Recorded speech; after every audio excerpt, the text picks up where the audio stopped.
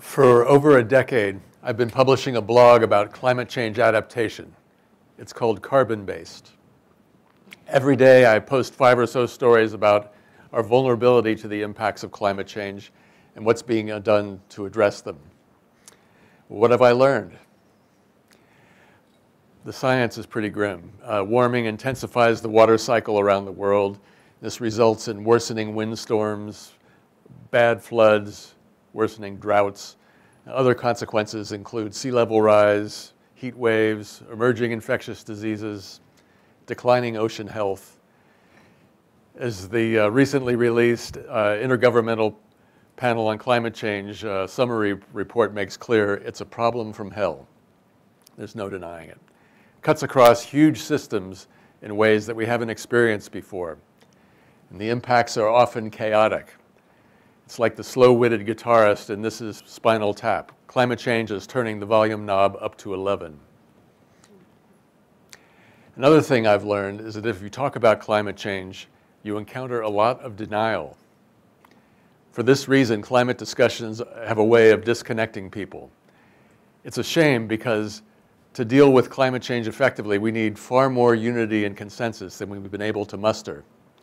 Repeated studies have shown that denial is very strong, even under the best of circumstances. Scientists can do a great job of explaining their findings, but they're up against a heavily financed campaign by major emitters, which has stalled climate action for decades. Denial is part of the problem. But instead of dwelling on the science of climate change, I'd like to describe an incident where, just for a moment, almost by accident, I managed to sidestep the denial. This happened in 2011. I was promoting a book that was drawn from my blog, and a publicist had scheduled me on talk radio stations around the country. I was waiting on the phone to speak on a station in Alabama, and the hosts were named Jim and Bob. And they said, we got a guy who's going to talk about climate change. And you could hear them rolling their eyes. They just made some snarky comments, and they were guffawing at the very notion of climate change. And I said, oh no, they're going to eat me for lunch. I'm going to be their punching bag for 10 minutes. And I just couldn't see much chance of connecting with them at all.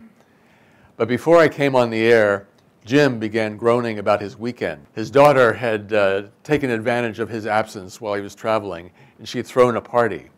And he came back to find the house trashed, and he dwelt at comic length on how everything was wrecked, what damage the kids did, and he was particularly worked up about his daughter's excuses.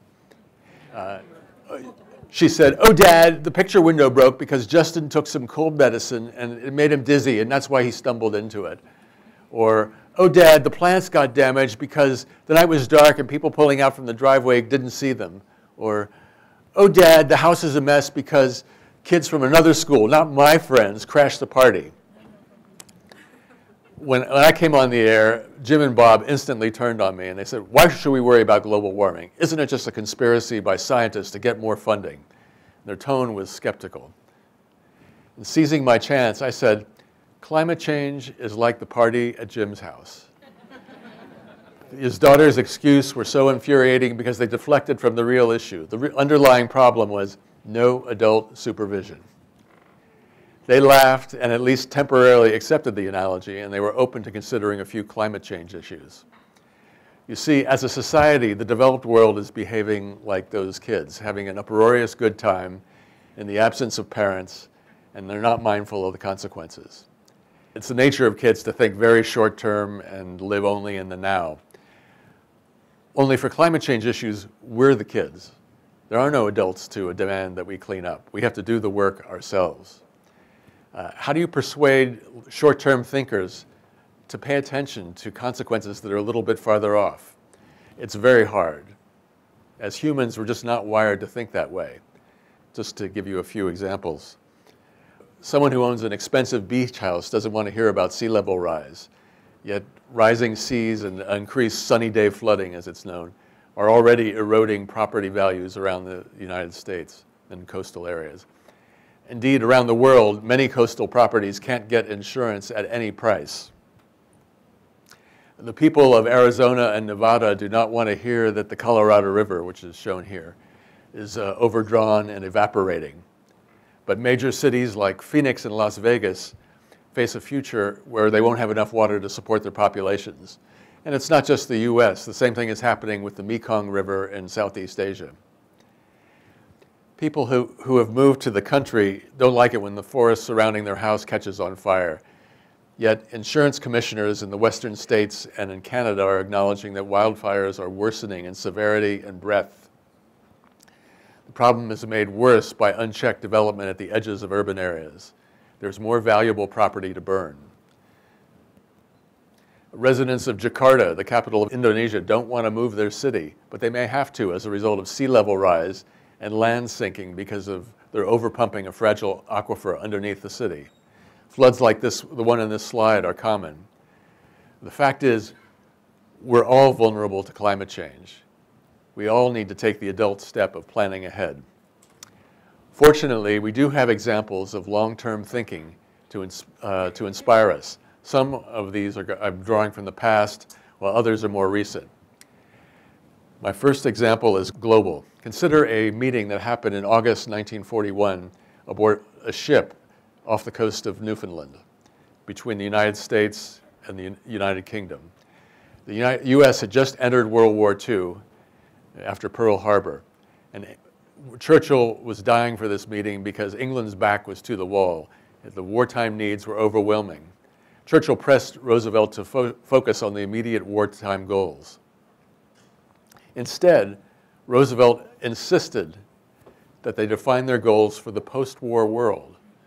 The United States hadn't even started fighting yet. Much to Churchill's chagrin, Roosevelt proposed a series of very, very long-term goals, setting aside the task of defeating the Axis. Roosevelt asked, what kind of world do we want to live in? The result of this meeting was called the Atlantic Charter. He stated that after the war, the Allies would seek no more territory. They would encourage self-determination to those who are deprived of it. They would reduce trade restrictions. They would cooperate globally to secure better conditions and economic and social conditions for all.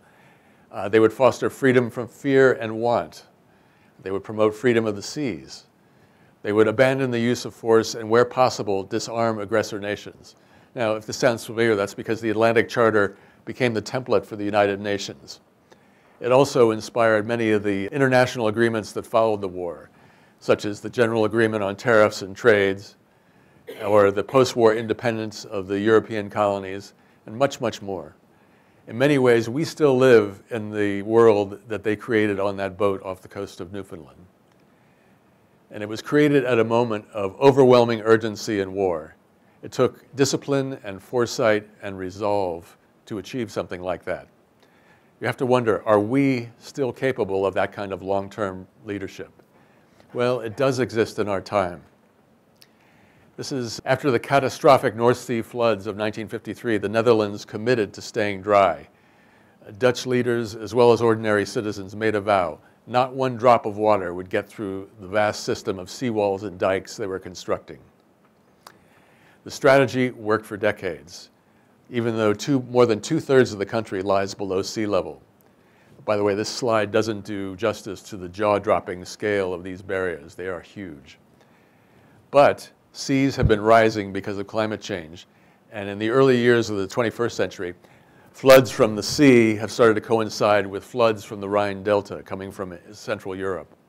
And this kind of double flooding was once rare. They didn't happen at the same time, but now they begin to overlap, and so it's a worsening threat. Scientists warned that under some conditions, the rising waters would overwhelm the superb defenses the Dutch have created. And recognizing this reality, the Dutch created a campaign called Room for the River.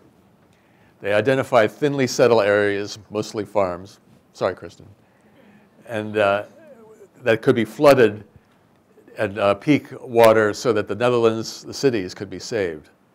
This has involved moving some bridges and repositioning vast infrastructure. It wasn't an easy transition.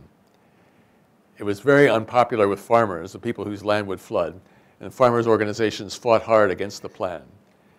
But now the government sweetened the compensation for farmers, and they're now paid well when their land needs to be flooded. The Netherlands also works closely with Germany because when the river flooding comes from the Rhine, German flood management can have a huge impact downstream.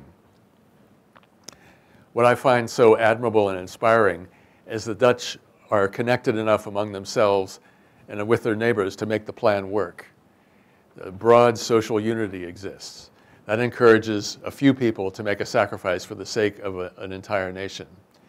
Thanks to the Room for the River campaign, the Netherlands has bought itself a few more decades in the battle against sea level rise. So that's a pretty big example, but there's a more modest one closer to home. It's very local in scope. This is Surfers Point in Ventura, California. Can't quite see it, but the waves scour sand away from the beach and they threaten coastal bluffs. Landowners in the towns like Ventura on the coast, they face an agonizing decision. Should they spend their limited resources fortifying the shore against sea level rise? If they do, rising seas will just take everything away a few years later. It might make more sense to step back from the shore. Ventura is beginning its retreat from the ocean. Recently, construction crews tore up a crumbling bike path and carted away a parking lot, replacing them with sand and stones. They kept all the asphalt 65 feet further inland. The town spent $4 to $5 million to let things go instead of 20+ million on renewed paths and new parking lots that would degrade rapidly. The project is expected to give the wave-ravaged point 50 more years of usable life. It definitely goes against the California ethos of access to the ocean, but it also shows an example of acceptance of the reality of sea level rise. This effort by Ventura is an instance of managed retreat in which it can be a significant tool to handle the impacts of rising water. Whether it's global, national, or local, this kind of work is arduous. People are easily distracted, and making the case for climate action is a tough sell. The lure of short-term fixes is almost overwhelming. But we have to stay connected in responding to climate change. We're all in this together as a species. The question naturally arises, what can I do as an individual? Well, people can make some investments to cut down on their climate impact, solar panels, ground source heat pumps, cutting down on meat consumption. Be like Kristen, grow your own food. But one of the easiest things to do is simply learn about climate change and talk about it. Talk publicly.